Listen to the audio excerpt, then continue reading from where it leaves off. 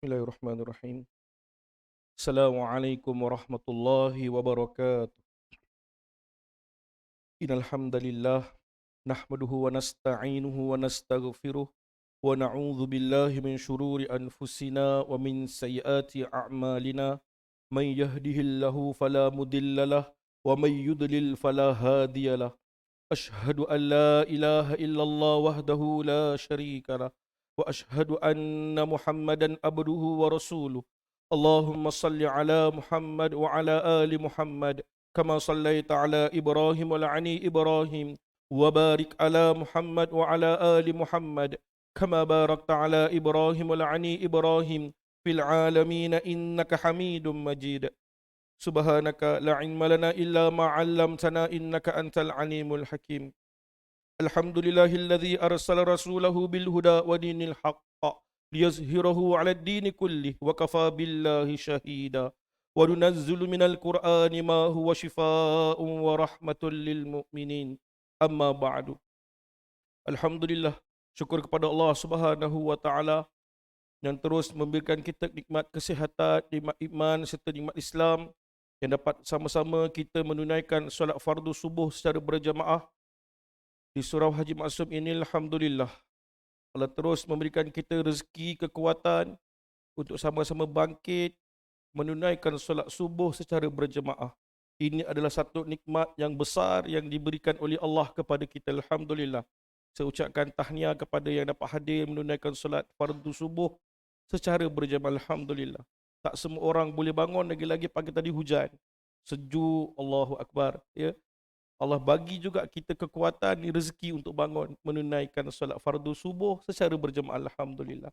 Jadi kita meneruskan kuliah kita dengan satu tajuk asas perubatan Islam. Alhamdulillah, pada kuliah yang lepas saya dikejutkan dengan salah seorang jemaah daripada surau ini kembali ke rahmatullah. Bulan lepas beliau datang berjumpa dengan saya selepas kuliah. Beliau merupakan salah seorang alumni, ya, bersama-sama dengan saya belajar dengan Dr. Amran Kasimin. Allahyarham Dr. Amran Kasimin. Beliau juga seorang ahli Darussyifa, beliau juga seorang pelajar daripada Darul Waqi', merupakan pelajar perubatan Islam juga. Beliau juga seorang IR dalam engineering lah. Jadi beliau nama dia Ustaz Abdul Rahman, tak silap saya. Dia meninggal dunia akibat serangan jantung. Beliau pergi maraton, masa maraton tu tumbang, kena serangan jantung dan meninggal dunia. Sebab bulan lepas kita sempat berborak lah, lepas habis kuliah kat belakang tu sebelum ada sarapan pagi tu sempat borak. Rupanya alumni sama-sama belajar. Sama-sama belajar dengan saya dengan Dr. Amran Kasimin. Dia kata tengok gambar, ini sama lah. Rupanya memang alumni, merupakan jemaah daripada surau ini. Moga-moga Allahyarham ditempatkan bersama hamba-hamba yang soleh, diberikan keampunan insyaAllah. Amin, amin, rabbal alamin. Alhamdulillah, pada kuliah yang lepas kita telah kongsikan pengenalan kepada asas penyakit jasmani. Ya, seperti yang disebutkan oleh Tuan Guru Dr. Amran Kasimin, penyakit ini terbahagi kepada 3. Yang pertama berkaitan dengan penyakit fizikal, yang kedua penyakit disebabkan rohani kita atau gangguan, yang ketiga mungkin kita ada kedua-dua sekali. Rohani pun kita sakit, fizikal kita pun sakit. Jadi insya-Allah kalau mana-mana pergi kuliah perubatan, ya, pada peringkat awal kita akan dikenalkan dengan penyakit jasmani, ya, penyakit yang kita nampak, ya, daripada sedut sakit fizikal kita, tangan kita, kaki kita, organ-organ dalam kita. Kalau mana-mana pelajar bekas Darussyifa akan diperkenalkan dengan, ya, rawatan alopati, ya. Kita akan dikenalkan dengan kondisi tubuh badan kita. Sebab bila nak merawat penyakit, kita kena tahu kat mana kita nak pegang tempat kawasan sakit tu. Kalau organ dia jantung, kena pegang kawasan jantung. Jangan pegang kawasan hati. Tak kena. Ada tu setengah orang dia kata buah pinggang. Sakit buah pinggang. Tapi pegangnya betul-betul kat pinggang. So tak kena. So kena betul tepat kawasan dia nak pegang. So jadi kalau perempuan kena kanser payudara. Lelaki yang bukan mahram tak perlu pegang bahagian payudara dia. Kena pegang belakang dia. Ataupun tak boleh pegang, sembuh je kat bahagian belakang. Tu. Iaitu kaedah itu sangat penting. Jadi alhamdulillah, hari ini kita pergi lebih terperinci. InsyaAllah kita akan kongsikan beberapa kaedah merawat penyakit fizikal, ya, yang ada kaitannya dengan gangguan makhluk halus. Okay, apa penyakit fizikal yang biasanya dia terkait dengan gangguan makhluk halus? Jadi kita pergi, insya-Allah penyakit yang pertama biasa orang kena, ya, dan dia terkait dengan gangguan makhluk halus adalah demam. Ya, demam ini sangat terkait dengan gangguan makhluk halus. Okay, kita tengok ya, hari ini kita perhatikan dalam mana-mana kuliah perubatan, kita akan diperkenalkan dengan penyakit yang asas ini. Okay? Daripada sudut dalilnya memang ada sebut tentang penyakit demam daripada sirah Nabi SAW. Demam ini kalau Nabi sebutkan ia sebahagian bahang daripada api neraka. Malik bin Ismail menceritakan kepada kami, ia berkata, Zuhair menceritakan kepada kami, ia berkata, Hisham menceritakan kepada kami, yang diterima daripada Urwah yang berasal daripada Aisyah radhiyallahu anha yang diterima daripada Nabi SAW bersabda, demam panas adalah dari serpihan api neraka jahanam, maka sejukkanlah ia dengan air. Sahih Bukhari 3023, hadis sahih. Jadi Nabi menyebutkan bahawa demam panas ini adalah sebahagian daripada api neraka. Panas. Orang yang kena demam ni dia rasalah panas dia lain macam. Ya, macam pengalaman saya kena COVID dulu, sampai ke ICU, demam tu tak kebah-kebah. Makan Panadol, dia bagi masa setengah jam je untuk sejuk. Lepas setengah jam, panas. Panas dia tu lebih 40 darjah. Kalau budak-budak, 38, 39, kalau tak disejukkan badannya, dia boleh kena sawan. Ada banyak pesakit kita tengok, budak yang dibiarkan sekiranya panas, boleh sampai kena sawan tarik. Sangat berbahaya. Bila kena sawan, dia akan melibatkan otak. Kadang-kadang bila tarik terlalu lama, budak ini boleh cacat. Kekal cacat. Na'udzubillah, kena hati-hati. Ya, kadang-kadang bila dari kecil kena demam panas, ada sampai besar dia jadi gagap. Sebab ada kecederaan dalam otak dia. Tawan tarik ini sangat berbahaya disebabkan oleh demam panas. Jadi kita kena berjaga-jaga ataupun kita kena maklum apa kaedah yang sesuai untuk kita rawat jika berlaku dengan kita atau sekeliling kita. InsyaAllah nanti kita akan kongsikan. Yang kedua daripada Jabir bin Abdullah radhiyallahu anhu, Rasulullah sallallahu alaihi wasallam menjenguk Ummul Musayyib, janganlah kamu mencaci maki penyakit demam, kerana sesungguhnya dengan penyakit itu Allah akan menghapuskan dosa-dosa anak Adam sebagaimana tungku api menghilangkan kotoran-kotoran besi. Hadis riwayat Muslim 2575. Jadi Nabi juga menyebutkan penyakit demam. Kita tak boleh mencaci maki ataupun kita merungut dengan demam yang kita hadapi. Kan bila kita dah demam lama ni, ya Allah, bila nak sembuh ni? Kenapa aku demam ni? Ya Allah, cepatlah sikit nak sembuh, nak kerja ni semua tak boleh nak buat. Kadang-kadang kita merungut bila kita diuji dengan demam. Nabi larang kita mencaci ataupun merungut dengan penyakit demam ini. Penyakit lain dia tak sebut, tapi disebut demam. Kenapa? Demam ini dia menghapuskan dosa-dosa kita. Okey, itu.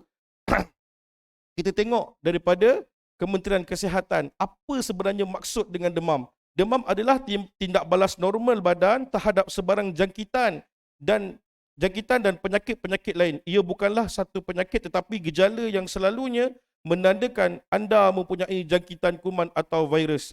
Suhu badan normal manusia adalah 36.5 darjah Celsius hingga 37.2 darjah Celsius. Jika melebihi tahap suhu ini, anda disahkan demam.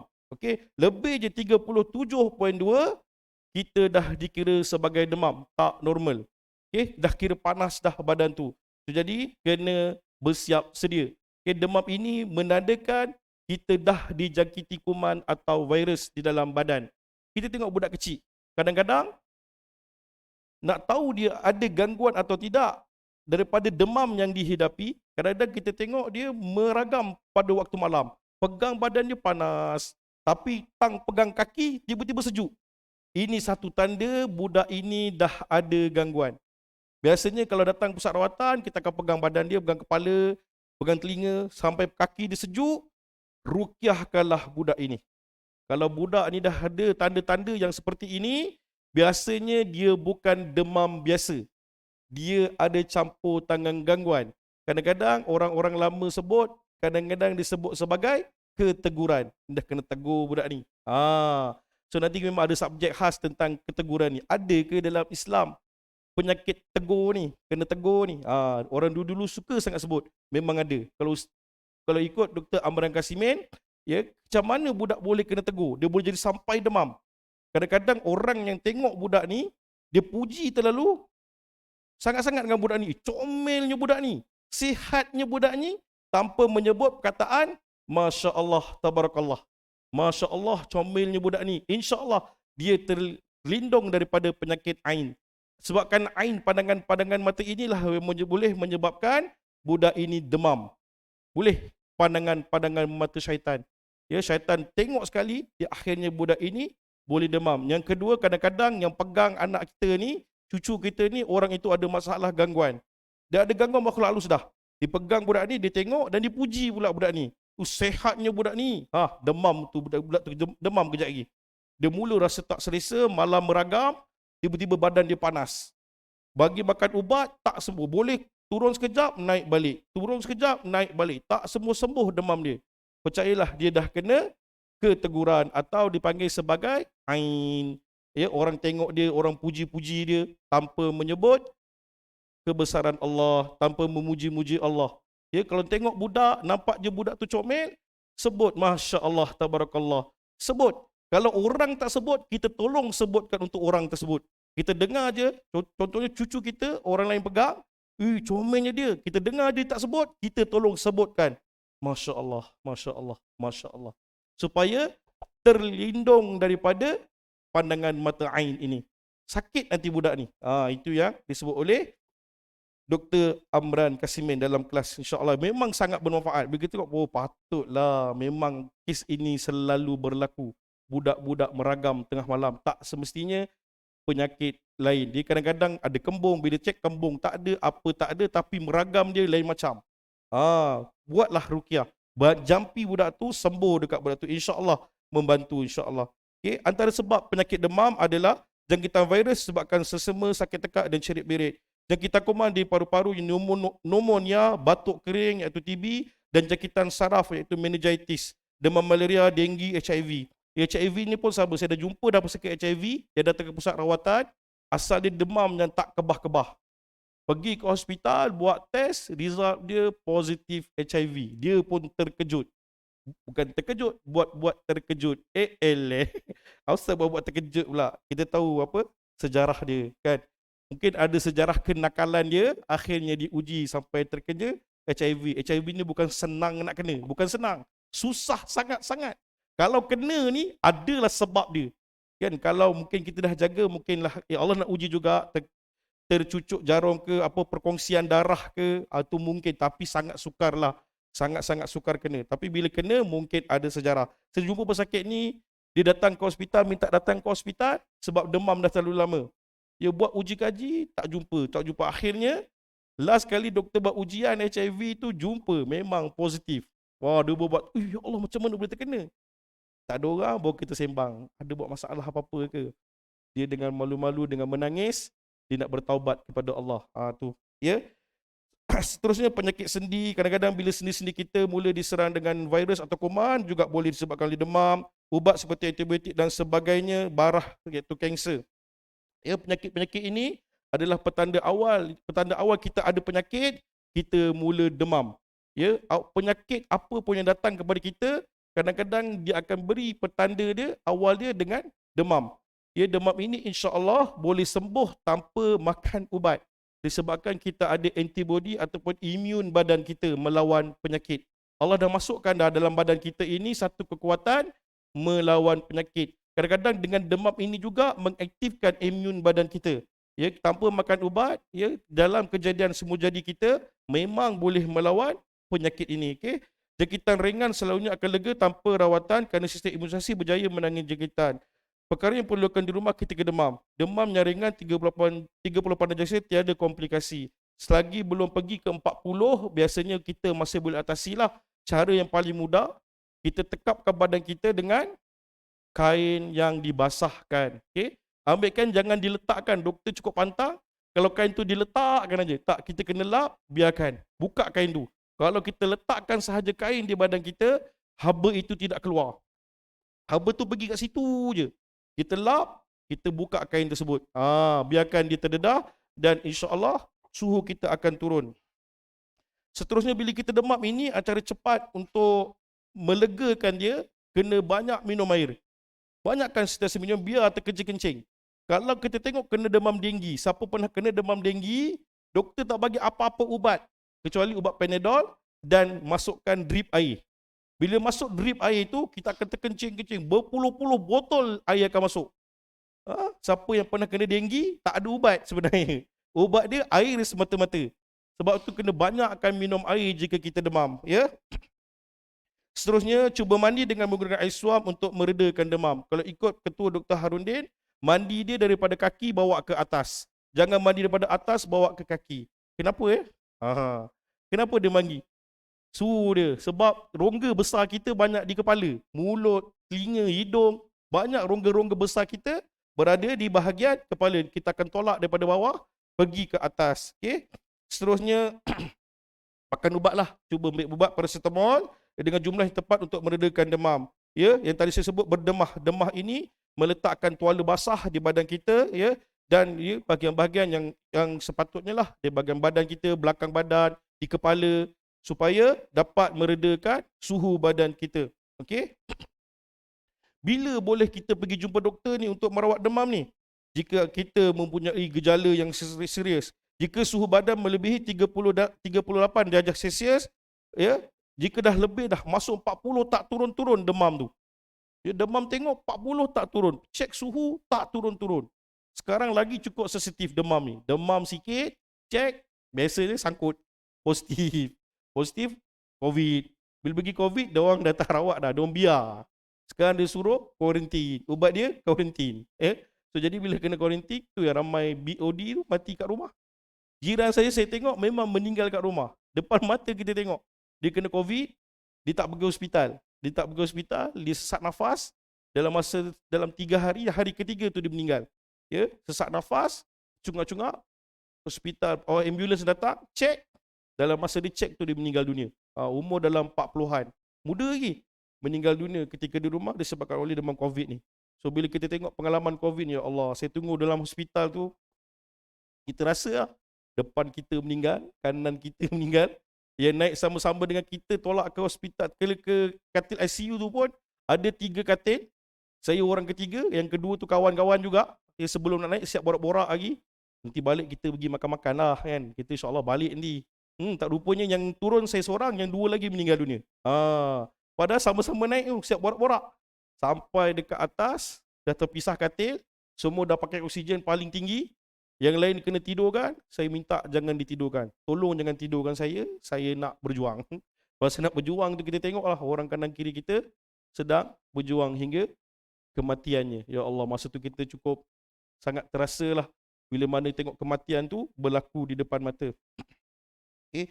Antara seterusnya, apa yang perlu kita buat kalau bila masa kita kena jumpa doktor lagi, kita ada masalah-masalah lain seperti kencing manis, darah tinggi dan sebagainya. Ya, seterusnya tidak dapat mengambil makanan dan berdalih yang cukup, hilang selera makan.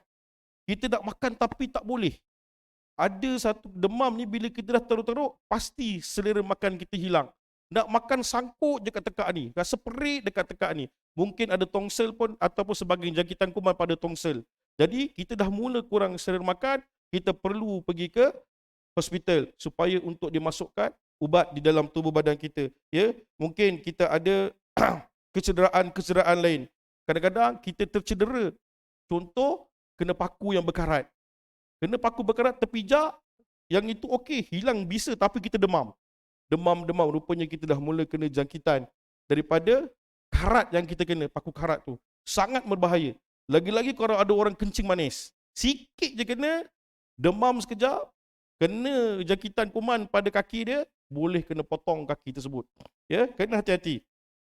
Jadi bila rasa perlu, tengok dah semakin teruk, pergilah ke hospital, jangan dibiarkan. Sementara nak pergi ke hospital, apa kaedah yang boleh kita buat, ikhtiar yang boleh kita buat. Okay, cara untuk bahan-bahan merawat penyakit demam. Ya, air semestinya perlu ada. Kita letakkan air, yang kedua bunga raya putih ataupun merah.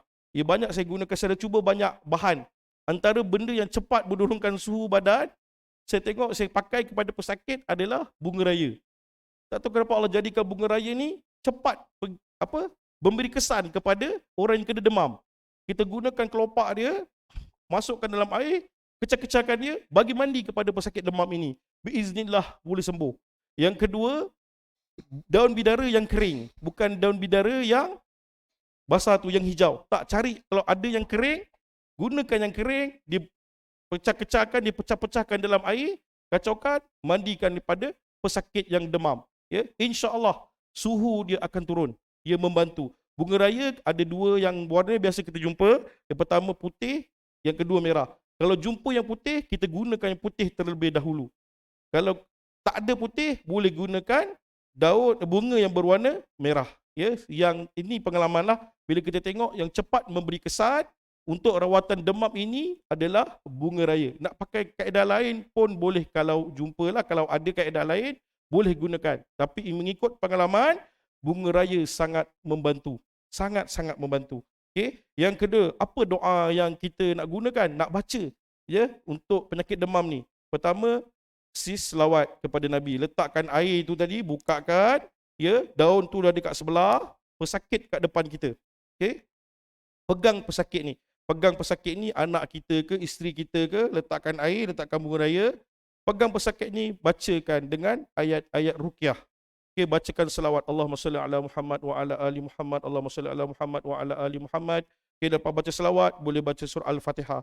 Baca surah Al-Fatihah. Al-Fatihah ini apa-apa penyakit perlu digunakan, sebab surah Fatihah ini adalah surah syifa, surah penawar. Ya, Nabi gunakan sebagai penawar. Kalau ikut Tuan Guru Sa'aruddin, dia sebut sebagai penawar 1000 guna.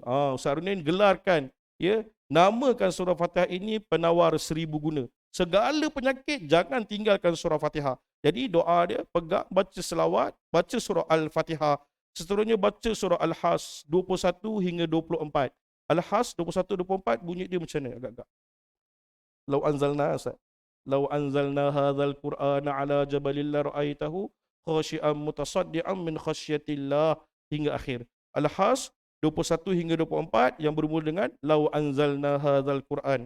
Okey, yang ketiga muawwizat 3 kul, yang keempat bolehlah baca selawat syifa dan sebagainya. Okey, apa-apa saja doa. Doakan sakit. Ya Allah, sembuhkan dia. Boleh baca Allahumma rabban nas muzhibal bats. Ya Allah, kau berikanlah kesembuhan kepadanya, ya Allah. Turunkanlah, ya, suhu badannya, ya Allah. Tiup pada pesakit, tiup pada pahan. Okey. Seterusnya, apa yang boleh kita mulakan? Bahan-bahan ini untuk mandian tadi. Mulakan mandi daripada kaki hingga ke atas. Jadikan air ruqyah ini sebagai bahan minuman kepada pesakit. Waktu sebaik mandian ini adalah kita gunakan selepas asar sebelum maghrib. Ya, kita tanya Ustaz Harundin, kenapa lepas asar? Kalau pergi mana-mana rawatan, dia akan sebut nanti mandi lepas asar ya, sebelum maghrib. Kalau boleh jangan azan maghrib, pastikan lepas isyak baru mandi. Itu petua. Petua yang diberikan oleh Ustaz Harundin. Kenapa? Bila kita tanya, Ustaz Harundin kata bagaimana terbenamnya matahari, begitu juga nanti penyakit itu akan terbenam ikut sabun matahari tersebut. Kita niatkan, kita doakan masa kita mandi sakit tu, pas sakit tu mandi, macam mana terbenamnya matahari, macam tu juga nanti penyakit itu akan ikut sama terbenam macam mana matahari tersebut. Okey. Waktu mandi lepas asar maghrib, lapkan badan dengan air ruqyah ini dengan tuala berwarna putih pada waktu malam. Okey, basahkan tuala dengan menggunakan tuala putih. Nanti ada penyakit-penyakit lain, sakit perut, sakit kepala, migrain, semua menggunakan tuala berwarna putih, kain berwarna putih. Ya, kain curtain berwarna putih, kain kapas berwarna putih. Semua berwarna putih. Boleh tak warna lain? Boleh. Ini hanya pertua ulama. Ya, Ustaz Harundin sangat menggalakkan untuk rawatan menggunakan kain berwarna putih. Dibasahkan, okay, dilapkan badan pesakit ini. Dilapkan badan dia dengan air yang telah dijampi tadi. Seterusnya antara kaedah lain daripada Aisyah radhiyallahu anhu, apabila Rasulullah sallallahu alaihi wasallam sakit, beliau tiupkan pada dirinya surah Muawwizat dan beliau usapkan dengan tangannya. Okay. Nabi bila sakit, Nabi akan bacakan Muawwizat 3 kul. Tiup pada tapak tangan, Nabi akan sapu satu badan. Begitu juga kita, bila sakit tak kira apa saja sakit pun, kita ikut kaedah Nabi ini. Baca 3 kul, tiup tapak tangan, sapu satu badan. InsyaAllah ia akan membantu mengurangkan sakit kita. Okay? Jadi baca surah-surah tersebut, buat biiznillah. Kalau anak kita demam, kita baca pada tapak tangan kita, kita sapu pada badan dia. Okay? Buat insya-Allah ia sangat-sangat membantu. Macam pengalaman saya jadi kena demam yang sangat teruk tu, saya demam dekat 3 minggu, tak kebar-kebar. Kaedah yang sama kita gunakan. Tapi bila dah terlalu lama dan semakin lemah, pergi ke hospital, Masalah yang saya hadapi, oksigen tu dah semakin turun. Kadar oksigen last saya itu hari 70%. 70% je. Ada 70% yang dalam badan, 30% tu dah tak boleh, kena support daripada mesin. Sebab tu kena masuk ke ICU. Okay, demam dah mula kebal, cuma masalah pada pernafasan, tak boleh bernafas. Okay? Seterusnya, okay, penyakit yang biasa ada campur tangan gangguan. Yang seterusnya tadi, yang pertama adalah demam, ya, kena rukyahkan, pergi juga makan ubat. Moga-moga kita boleh sembuh dengan izin Allah. Yang kedua, penyakit yang biasa yang campur tangan gangguan adalah batuk. Tadi Ustaz batuk tadi. Penyakit batuk, ya.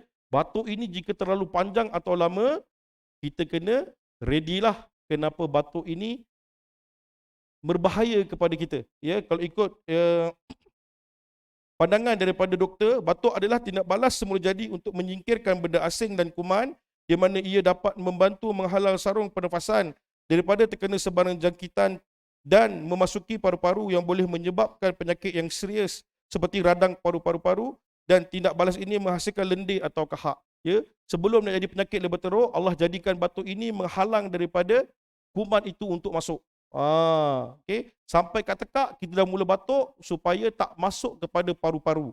Tu Allah jadikan batuk itu sebagai reaksi daripada jangkitan-jangkitan kuman. Sebab-sebab batuk, okay, penyakit yang berkaitan dengan virus seperti sesama, influenza dan lain-lain. Jangkitan pada saluran pernafasan, bronkitis. Baru ini pun saya masuk ke ICU.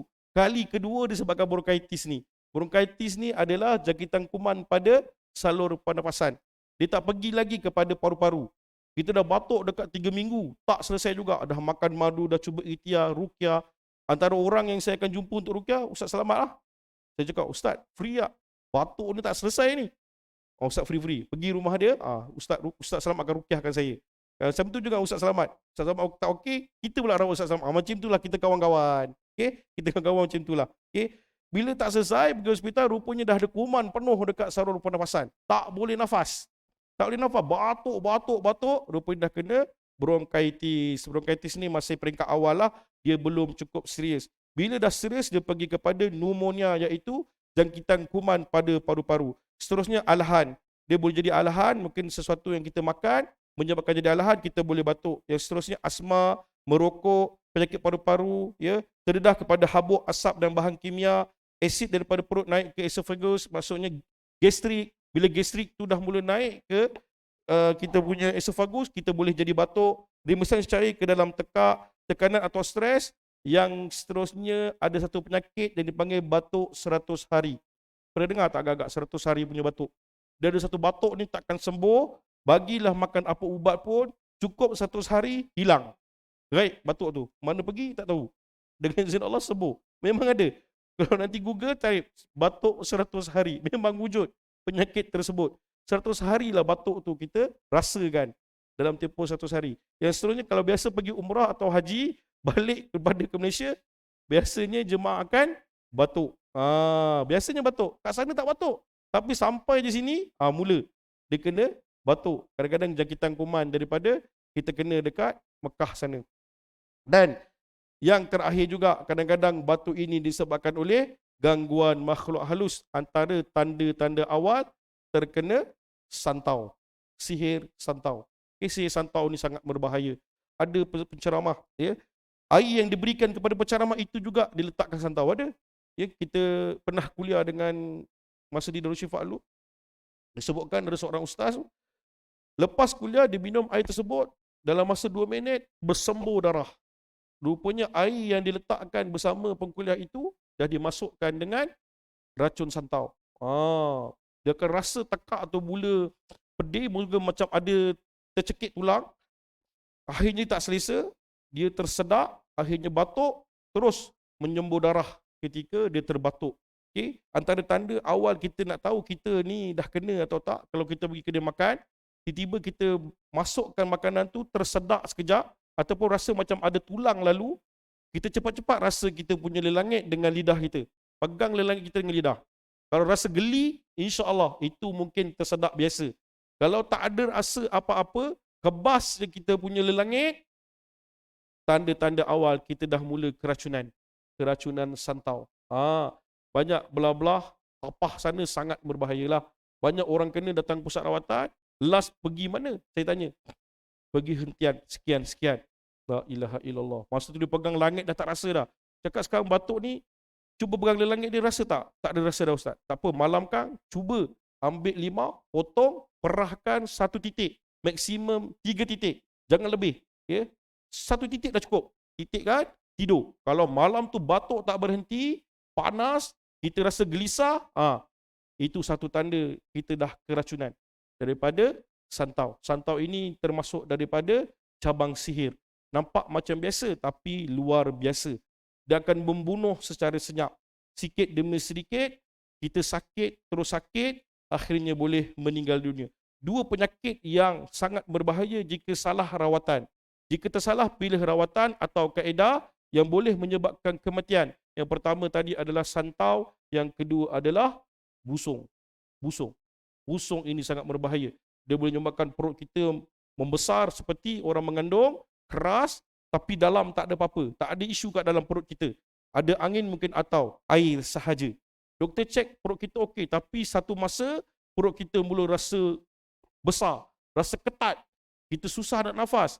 Tanda-tanda kita dah mungkin kena sihir iaitu busung. Nanti Ustaz Selamat akan masuk tu. Sekarang Ustaz Selamat dah masuk bab saka kan. Sikit-sikit tu dia akan masuk. Dalam saka, dalam santau, dalam susuk nanti masuk bab-bab tersebut. InsyaAllah. Jadi banyak tanda kita boleh tengok. Jika tersalah, ya, dia asal batuk-batuk sikit, lama-lama mengembung perut dia. Kadang-kadang nak tahu ia itu busung, kembung ini dia tak kekal. Pagi dia kempis, masuk maghrib, malam, dia mula keras sikit. Lepas tu tengah malam kempis kejap, lepas tu naik balik. Macam mana katak dia nak bunyikan dia bunyi tu, dia akan kembungkan perut dia. Macam tu juga perut kita akan mengembung. Biasanya sihir yang menyebabkan busuk ini ada kaitannya menggunakan katak. Selagi katak tu hidup, selagi itulah pesakit ini hidup. Kalau katak tu mati, pesakit ini biasanya mati. So kadang-kadang kita boleh tengok simptom dia, kembung itu tak selalu, dia akan ada masa-masa kembung, masa-masa kempis. Ya, bila cek doktor, perut tak ada masalah, tapi pesakit merasakan perut dia semakin membesar. Jadi antara sebab-sebab batuk tadi banyak. Yang terakhir adalah gangguan. Bila kita dah cuba makan macam-macam pun tak selesai, cuba diruqyahkan. Ada pesakit, seorang imam juga di Hulu Selangor. Dia bila jadi imam sahaja batuk. Waktu imam. Bila tak jadi imam, jadi makmum ke, buat kerja biasa, hilang batuk dia. Start mula jadi imam, mula gatal. Tengah baca sangkut. Rupanya dia jadi satu peristiwa. Ada ular masuk masa tu dekat surau tu. Ular tu masuk, imam tu ambil, imam tu buang ular tersebut. Dia tak bunuh ular tu, dia tak bunuh. Dia ambil, dia buang. Dengan jemaah surau tu, dia buang ular tersebut. Lepas buang ular tersebut, baru imam tu sakit. Bila kita ruqyahkan imam tu, menggeletar imam tu, menggigil. Kita rawat, suruh mandi dengan minum air ruqyah, sembuh dengan izin Allah. Diceritakanlah, baru dia ingat, sebelum dia kena batuk ni, dia ada buat perkara tersebut. Dia buang ular tersebut. Mungkin ketika itu dia kena. Mungkin ketika itu dia kena. Kaitannya sakit batuk tersebut. Jadi bila sakit batuk ini dah lama, jangan tinggal untuk diruqyahkan. Apa kaedah yang boleh kita gunakan? Minum lebih banyak air untuk mengelakkan kahak yang banyak. Madu yang dicampur dengan air panas, teh dan jus lemon sesuai untuk batuk yang kering dan kerap. Ini saranan doktor. Doktor suruh minum madu. Doktor pun menggunakan madu untuk melegakan batuk. Cara yang biasa saya buat, yang efektif saya gunakan banyak pesakit. Ada banyak cara. Tapi yang saya tengok sangat efektif, kita ambil penutup botol ubat batuk tu kan, kalau kita bila batuk, dalam penutup dia ada pergi penutup 20 ml lah, 15 ml. Ambil penutup botol tu, masukkan madu satu sudu, lebih kurang satu sudu kecil, masukkan madu, masukkan air panas, cukupkan 20 ml, kacaukan, sebatikan, minum macam kita minum ubat batuk. Buat 3 kali sehari. Biiznillah. Biasanya dalam tempoh 2-3 hari, kita mula reda batuk kita. Kadang-kadang ada yang tak sesuai dengan campuran-campuran seperti lemon. Jika itu mungkin campur tangan santau ataupun sihir, jika kita bercampur dengan lemon, ia akan menyebabkan batuk kita lebih teruk. Kalau kita dah ada batuk yang lama, cuba elakkan daripada makan benda-benda yang berasid tinggi.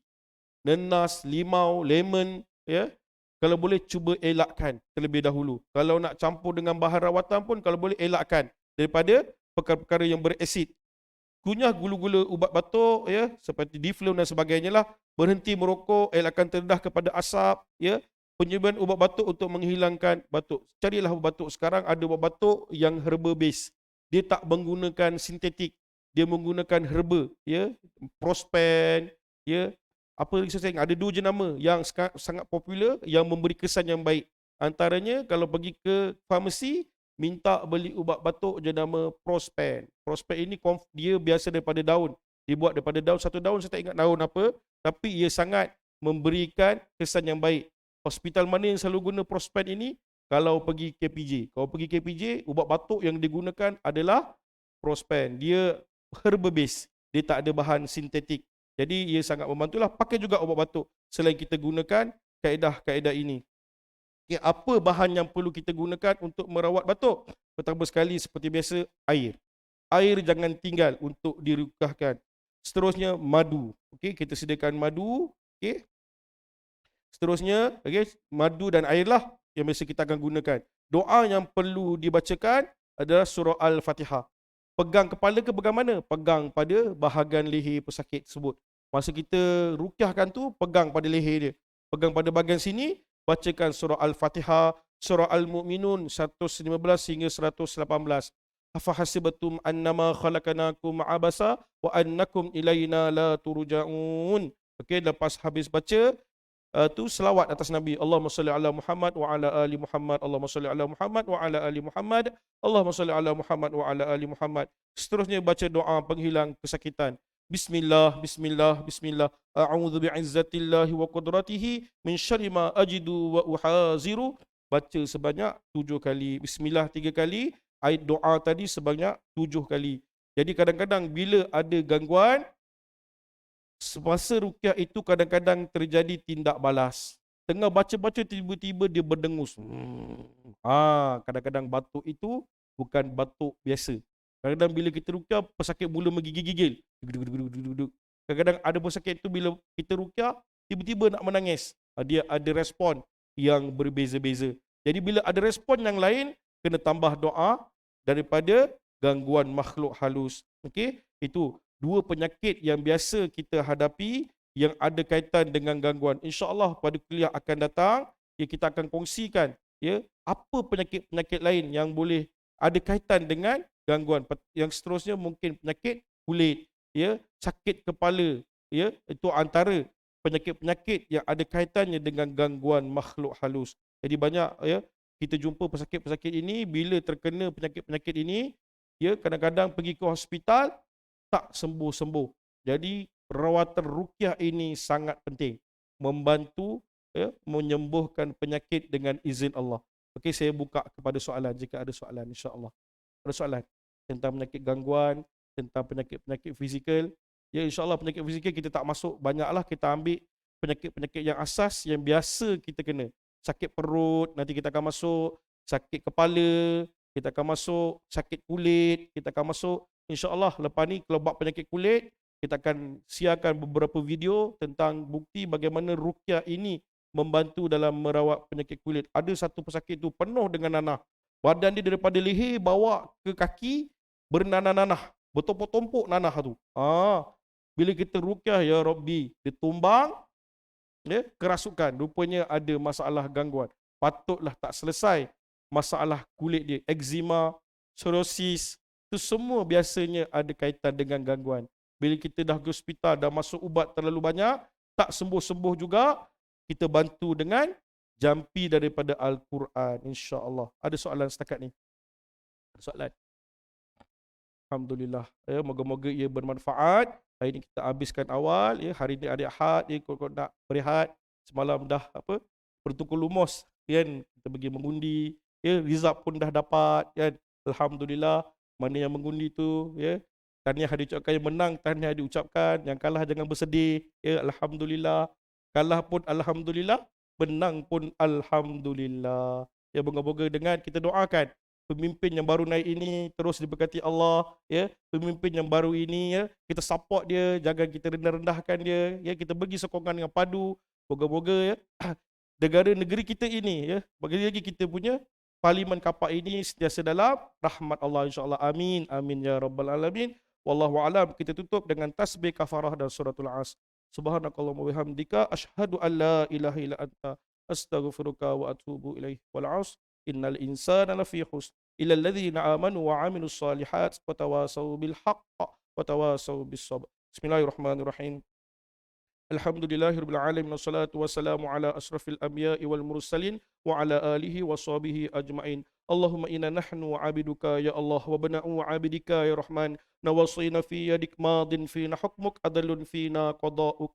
Nas'aluka Allahumma bikulli ismin huwa lak sammaita bihi nafsak aw 'allamtahu ahadan min khalqik aw ista'sarta bihi fi ilmi ghaibi indak an tarzuqana sihhata wassalama an tarzuqana sihhata wassalama an tarzuqana sihhata wassalama wal afiyah wal mu'afatat daimah fid dini wad dunya wal akhirah bi rahmatika ya arhamar rahimin. Allahumma anzil alaina dawa'a min dawaika wa shifaa'a min shifaika wa barakatan min barakatika wa rahmatan min rahmatika ala hadhihi al awja' wal amrad wal asqam fatabra fatabra fatabra bi rahmatika ya arhamar rahimin. Al-mashfi mardana wa sahi ajsadana wa shattit shamla a'daina wansurna ala man adana bi rahmatika ya arhamar rahimin. Walhamdulillahi rabbil alamin. Assalamualaikum warahmatullahi wabarakatuh.